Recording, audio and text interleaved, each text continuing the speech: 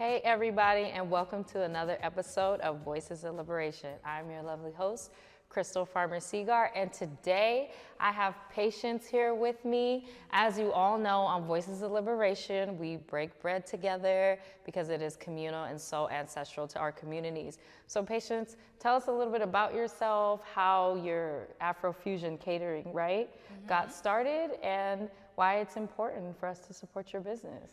Thank you, Crystal. Well, my name is Patience Ncube, and I am the owner of Afrofusion Catering. I started it during the Black Lives Matter movement, a few years ago.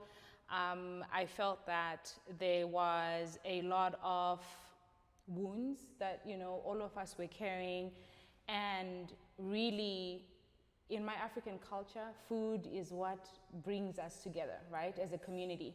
We get to break bread, like you said. We have those deep conversations. We get to share. We build community, right? And we build that camaraderie. We build that trust, and we get to thrash out those difficult things that are affecting our community. And so that was my way of, extending my culture and trying to bring a little bit of healing, a little bit of unity to the Santa Barbara community, which I love so much. That is beautiful to know that Afrofusion started out of activism, I which know, right? so much of our work does. Yeah. And so how do people get in touch with you? How do they, get business from Afrofusion or hire your business? Thank you. So we are on Instagram at Afrofusion Catering, Facebook at Afrofusion Catering as well. And if you would like to order, you can go on our website, www.afrofusions.com. And also you can email us, orders at afrofusions.com. So thank you, Patience, for being here today. And let's go to the table so we can talk about the food that you brought. Awesome. So excited to be feeding you guys. Yay. Awesome. So what you're eating tonight, ladies and gentlemen, is my favorites, some of my favorite food. I always say just because you're eating vegan food doesn't mean that the soul of the food has to come out of it, right? It's very hearty, very flavorful, very spicy. A butter bean curry, one of my all-time favorites, right? It's butter beans, we eat them, they put them in oxtails in Southern Africa growing up, so I couldn't imagine oxtail without butter beans. So that's a butter bean curry in there. You also have some chapati, which is a fusion of, East Indian culture as well as African culture. We have a lot of East Indian influence in East Africa and Southern Africa as well. And my all-time favorite, mushrooms, right? Tonight I prepared them, just sauteed them in some olive oil, some spices. We've got spiced mushrooms there, and you also have sauteed spinach, right? So a little bit of green, a little bit of balance on your plate, but enjoy. And if you have any questions, please let me know. Thank you. Yay. Welcome to the table. I hate saying the table because I don't want to take away from the red table talk, right? So I'm not trying to take over, I guess. Welcome to the space. I'm glad you're here to enjoy this conversation with us and for our listeners to learn about both of you and your beautiful contributions in this community. So let's start off with some introductions. Who are you? And whatever you want to uplift about what you've contributed to your individual work. Thank you. Please, take it away. Well, thank you, James. So I'm Lawanda Lyons-Pruitt. I live in northern Santa Barbara County, Santa Maria, and I'm president of the Santa Maria Lompoc branch of the NAACP, NAACP, National Association for the Advancement of Colored People. And I've been president since 2007. I hail from Mississippi. I'm actually from the country. Proud daughter of slaves, and I proudly stand on their shoulders. I give them all the dues, all the honor, because they paid the ultimate price for me to sit here in this space today. So what I bring to the table is I bring my history of my ancestors with me, and I do the work that I do because they paid the ultimate price. You said daughter? Proud daughter. Wow. I didn't say daughter, proud daughter. Right. Yes. Right now, I was just getting the lineage because that's just one like that's your parents, right? Well, I guess you could see, yeah, you're right. You're right. That's like that. The reason I think it's important to point that out is just because of the time. People always try to say that slavery was so long ago and we're so far removed from it, but like that hits home, like real close. That's deep. Thank you for sharing. Well, thank you. Oh, who am I? No, a pleasure to be here. Thank you for sharing that. I'm James Joyce III. I've been here in the Santa Barbara community for a better part of a decade, primarily working in public service. So I've worked at the state legislative level, both the Assembly and the Senate, at the staff level. But most notably for the past 5 years, founder and creator of Coffee with a Black Guy. Started off as a community initiative holding space and conversation in the community about perspective and race. That's transitioned into my full-time gig now and doing consultations with various organizations around the country, but still steeped in just talking good conversations and authentic realness with folks who want to know. And so I've been doing that, and just off a few weeks off of a local mayoral run here in Santa Barbara, finished second place with 27% of the vote, and so still finding ways to give back to the community. Yeah, and James, do you know if there had been any Black mayoral candidates before you? There have been, but under a different setup. Right, and so I've actually spoken to the widow of that individual, Babatunde Faloye, who it was a different setup. So it was all the city council members were at that time elected at large instead of district elections that we have now. And so he had run before and didn't secure that, but was on the city council. Before I decided to run, I was in close conversations with his widow, who now is back in town. I actually have been in conversations with Miss Akiva, and she will be involved in some of our Black History Month programming. I'm so sorry. I heard about Babatunde, but I didn't get to share space with him. But I didn't know he ran for mayor. I thought he was I know he was the first Black city council member, or Santa Barbara city council member, but I didn't know he ran for mayor. I don't know all the specifics, but it's my understanding that at the time, the city council members elected the mayor, as opposed to the mayor being elected by the populace. And so there was like I said, a kind of a different situation. But in speaking with her, I tipped my hat to him as being the first Black man to run for mayor in Santa Barbara. I was the second. Wow, I didn't know that. Is that typical in districts to have a city council just elect the mayor, or is that just a setup in Santa Barbara? Well, yeah, it's typical. Like for instance, the city of Ventura to our south, their mayor is elected from their city council. Other cities do that as well. It's just about how the city charter is laid out. Oh, I've heard about the city charter and how problematic the city charters can be. How does one determine who goes by the charter system and what city doesn't? Is it based off of population? Or? It's largely based on how the city is founded, and so when the city's established. So, for instance, the newest city that we have in our area is Goleta. So when Goleta was founded, they had a choice in how they were going to be governed, and so that's a choice that you do, and that's what that charter is. The charter is the governing document for the entity. And so the way that our city charter is laid out in the city of Santa Barbara, it's an 18-page charter. You can read the whole thing, and it lays it out. It gives the majority of the power to the city administrator, the city council, and the mayor. Like they're the governing body, but they don't do the work or carry out the directions that are laid out. And so that's largely determined at the founding. And before we get in a little bit different and shift the conversation, Could we change that? Could we not be a charter city anymore? You can. I believe, and don't hold me to this, I believe that would have to go to the ballot. So the voters would have to vote on a change in the charter, and I believe that a vote on the change of the charter would require a supermajority as opposed to just a simple majority. And so it can be done. It's a pretty heavy lift.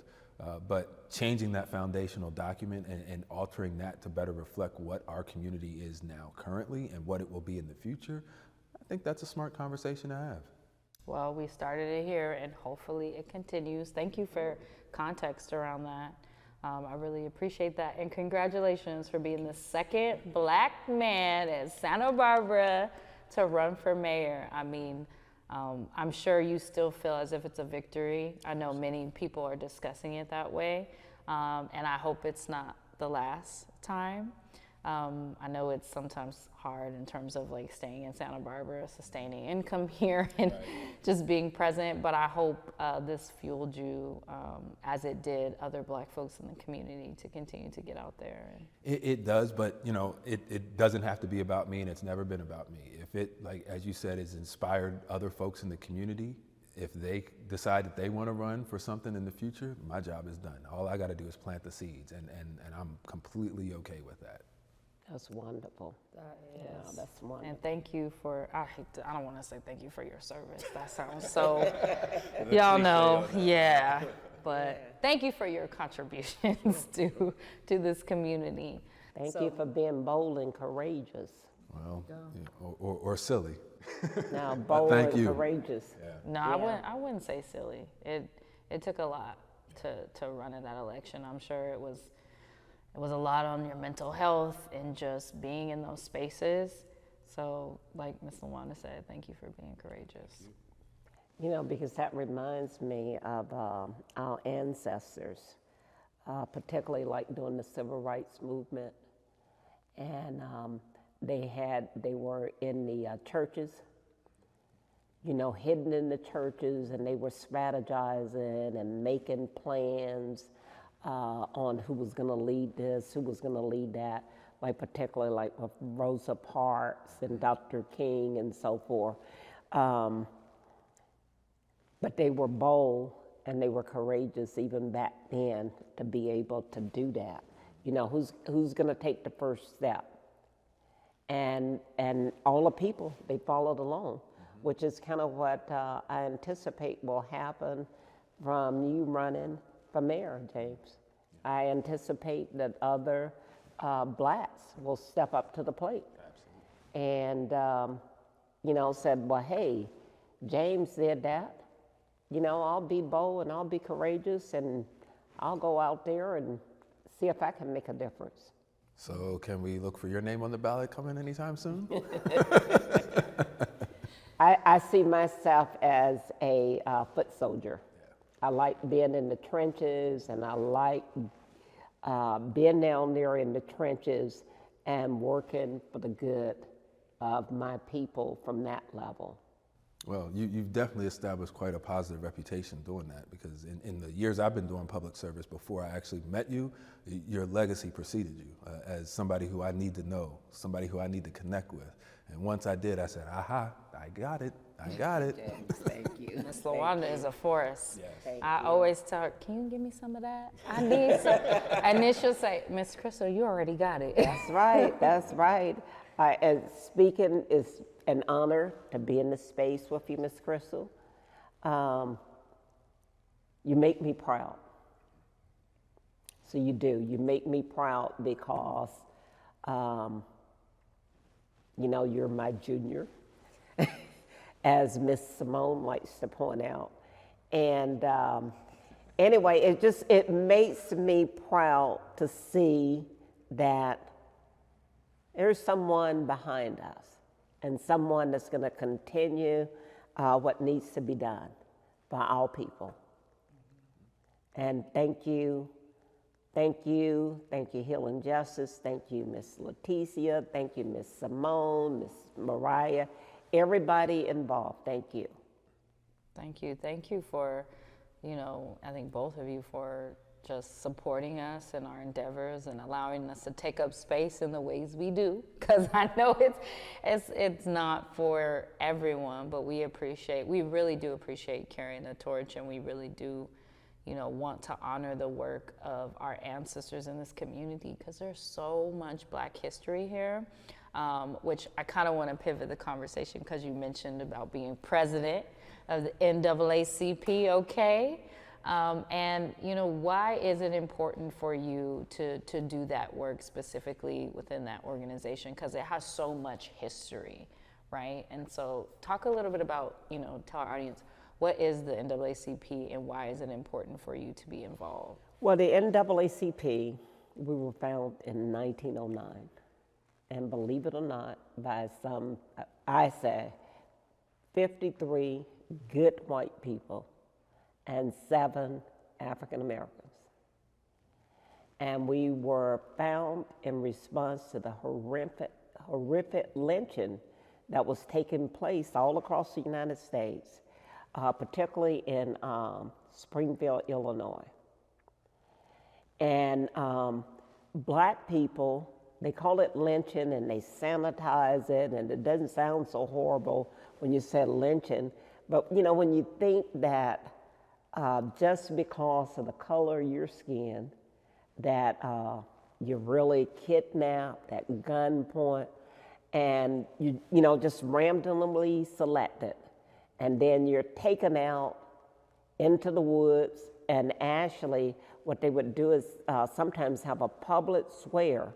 The women, the people, they would all gather around while you're tied up, you know, you're bind your hands behind your back, you know, your mouth is, there's something over your mouth.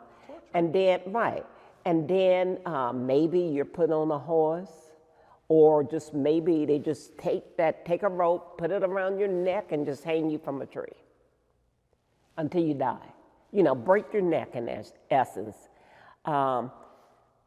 Lynching is just a sanitized version of something that was very, very brutal. And so here comes some good white people and some African Americans, including Dr. W.E. Du Bois, W.E.B. Du Bois.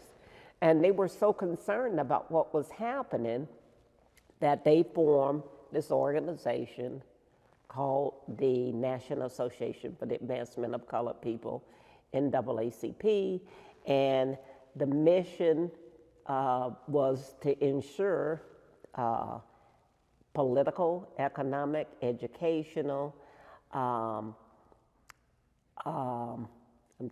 there's one more, I'm missing it, but for Black people, you know, that we would have the same rights as anyone else, you know, that we would have a just society. And as a result of that, that was 1909, and we've just continued on that journey. It was found at a time when Black people could not vote, men or women. Then we moved on, we progressed on to where Black people, you sat in the back of the bus, even though you were dead tired, like Rosa Parks. And if a white person came along and the bus was full, then you had to give up your seat on the bus. And Rosa Parks decided one day that she wasn't going to give up her seat on the bus, although there was a person before Rosa Parks. But they had a pregnant teenager. Right, but they had to be strategic. Like even for Martin Luther King, when he was chosen to be the leader of the Montgomery bus boycott, he was chosen because he was very charismatic. He was young. He didn't have like any run-ins with the laws, and it didn't take much to have a run-in with the law. But they had to be strategic when they were in those church basements. It wasn't Rosa Parks. They selected Rosa Parks because she was before she was known for the bus sit-in. She was a journalist, a respected journalist. She was a seamstress also. Yeah. Mm-hmm.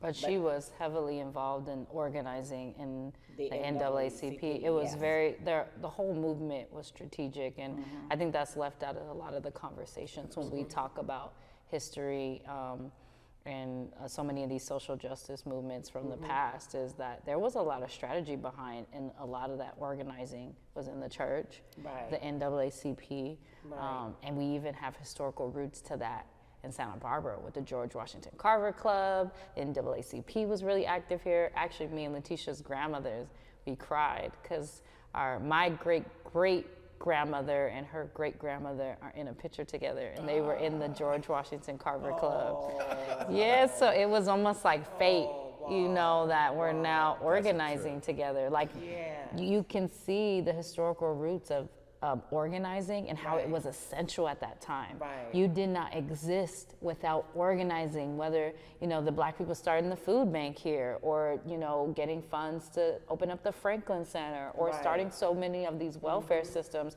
People forget a lot of that sprouted from Black organizers out of the NAACP Right. and out of the George Washington Carver Club. And the church, of course. And the church was Right. essential to organizing. And that's some of the reasons why we want to continue to carry that torch, because then I almost think in terms of they didn't have a choice. It was organize or die. Right, right. Or stay hidden for the most part. Well, I mean, a lot of the existence, even out on the West Coast, came out of a need to exist. It was, you know, the great migration from the South, Right. from all that torture that you spoke about. I mean, I would be remiss if we didn't point out, okay, so the NAACP was founded in 1909, but that was on the heels of Reconstruction.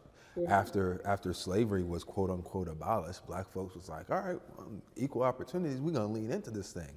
More like immediately after slavery was abolished, there were more Black folks in public office Exactly. than ever time in history. And that is kind of what led to the lynchings and the more extended brutality that then the NAACP was the answer to that. Right, And so, I right. mean, I think one of the things about our history is we tend to talk about these things in isolated incidents without understanding the context in which what leads up to them. We wouldn't have had a mass quote unquote awakening post George Floyd had we not had Philando Castile, Alton Sterling, these other things, Ahmaud Arbery, like all of these other things that were happening and that have kind of been slices along the loaf of bread for us. To be able to get to where we are and to get this more widely known awareness, it doesn't just happen. Oh, I agree, yeah. I totally agree, yes. And with you both being, I'm sure you can recognize now why I invited you both to this conversation and the many years you both put into public service. What's coming up for me is how being Black is political. Being Black is political, and I see a lot of our community is, in some places, right, being organized to get out there and vote, like what we saw happen in Georgia, but in a lot of parts still, specifically in this nation, are getting away from politics and shying away from voting and showing up to the polls. And, you know, when thinking being Black is political, what are ways that you two think that in today's time, right, with you having, with the historical context of the NAACP and you still being involved in today, and you just coming off a mayoral election, what are some ways that people can get, and specifically Black people, can continue to get involved in ways that are healthy for them, and certain things that they should be pushing for, and what should non-Black people specifically be pushing for in these political spaces for Black people? Well, I mean, I think what you point out about not participating is one of the biggest problems. I mean, even in this local election, you know, we're celebrating 47% voter turnout. Well, that means 53% of the people, the overwhelming majority, didn't participate in the process. And so I think that's problematic. Anything that we can do to encourage folks to actually participate. And for me, it's not about, oh, I believe in this system or my vote's gonna change this or that or the other. Nope. Your vote is simply your ticket of admission, right? If you are gonna complain about the fact that State Street is shut down, if you're gonna complain about the fact that the red light is too long, or your trash is, whatever it is you're gonna be concerned about in your community, Until you vote, you really don't have a leg to stand on. Now, once you vote, it doesn't mean that you're done, but that's the start of it. And I think that if we can get more people to just participate in that alone, there's something about that in your psyche that gives you a better sense of ownership to community.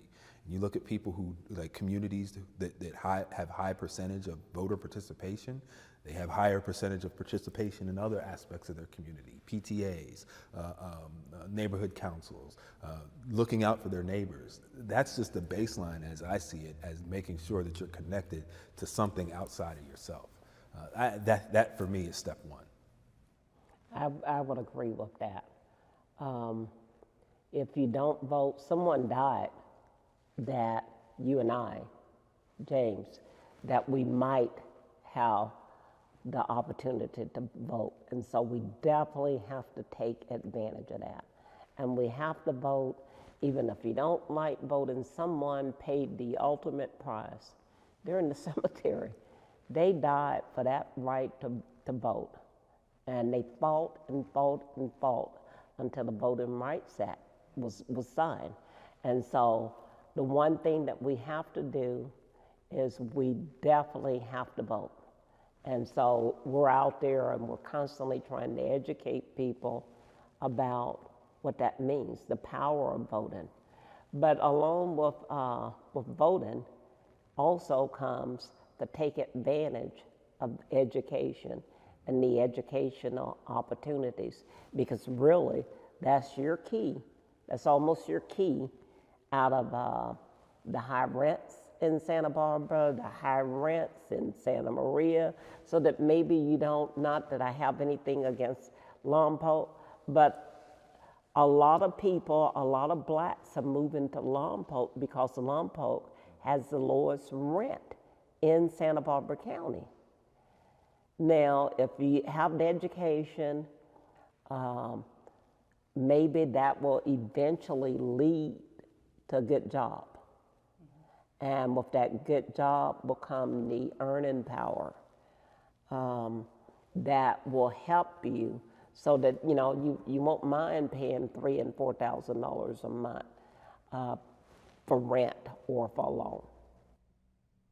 I also think a lot of that is just leaning into being black, right? Like that whole concept of, okay, yeah, I ran for mayor, but now hopefully somebody else is going to be inspired. It's all about leaning into your blackness, and our numbers are small, but when I walk down the street, there's no question I'm a black man, right? And so I'm not going to try to dance around that. Like, we're going to be real about that, and this community is going to know what that means, right? And sometimes that means we're not the conversation. We just had a whole 3-hour conversation and not a word about race came up. The next day we have a conversation that may be all we talk about. Well, that's our existence, right? Some days it can be right up in your face and you have to deal with it. Other days you can just go on with your life and quote unquote just live, right? But at the end of the day, it's really about leaning into who you are so you can be best person who you can be for the community. I agree. Wow, I would love to have this conversation with y'all for hours, because it's so beautiful. And there will be a continuation, because we just need to talk about these things. More food. Right, more food. I feel like we're just scratching the surface, really. Really we are, and I would love to have you both here again to continue this conversation, but we of course have our time constraints on our episodes. I'm just thankful for you both coming into our space and being a part of, I would say, Healing Justice's baby, which is Voices of Liberation, and branching off in this way to continue to do this work, right? Because activism looks different. It varies. And so I really just appreciate you in this space. And really quickly, before we end, how can people, follow your work or tap into what you're doing? Well, my thing is you got to get involved, and you got to stay involved. That's Black people, that's brown people, that's indigenous people, that's AAPI. But you got to get involved, and you got to stay involved. Then along with that is we need everybody to stand with us. the work will not continue. Like the George Floyd, when I call him the ex-officer, when he had his knee on his neck for 9 minutes and 29 seconds, the way that not only was it videotaped, but everybody, most people were just as outraged as we were. We've been outraged for a long time by Philandro Castile, Micah Brown, my little boy with the hoodie, and I can't remember. Trayvon. Sandra Bland. We've been we've been outraged for years, but it wasn't until everyone became just as outraged as we were and stood with us did it make a difference. And so we need our friends, we need all people to continue to stand with us. And by standing with you, I've got my membership, but my membership to the NAACP, what's it, $30 a year? $30 a year. Yeah. $30 a year. Become a member. And if you can't afford to pay it, we can find a way for you to volunteer and to pay that membership for you. I will personally pay that membership.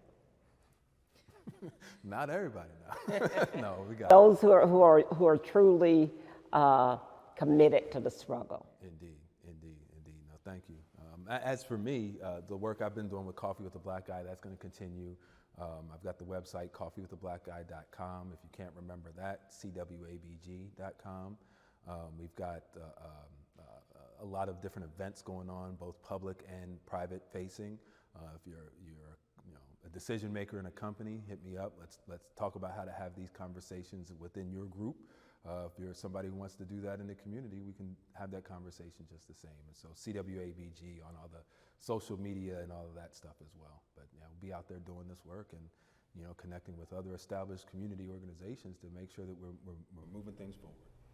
Well, thank you both for coming. Can I grab some hands? Can we grab hands? I so appreciate you both for joining us in our space, and thank you all for tuning in to Voices of Liberation.